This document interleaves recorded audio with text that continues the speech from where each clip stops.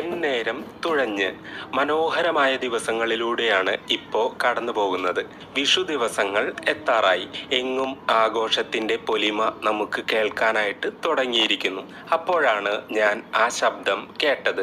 മനോഹരമായ താളത്തിലുള്ള ശബ്ദം. എനിക്ക് പെട്ടെന്ന് തന്നെ കാര്യം എന്താണെന്ന് മനസ്സിലായി.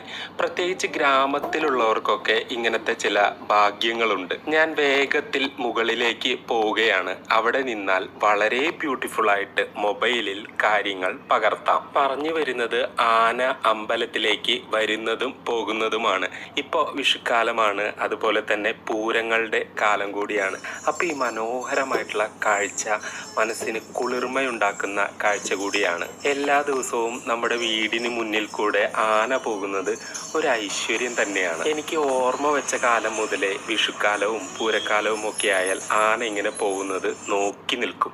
ഇപ്പൊ ഞാൻ വായിച്ചുകൊണ്ടിരിക്കുന്ന പുസ്തകം വി.ജി. തമ്പിയുടെ ഇതം പാരമിതം എന്ന പുസ്തകമാണ്.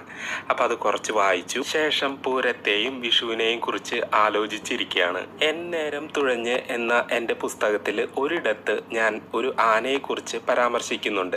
വായിച്ചവർക്ക് കൂടുതൽ കാര്യങ്ങൾ അറിയാമായിരിക്കും. മുമ്പ് കണ്ട ആന അമ്പലത്തിലേക്ക് പോവുകയാണ്. അപ്പോൾ താങ്ക് യു.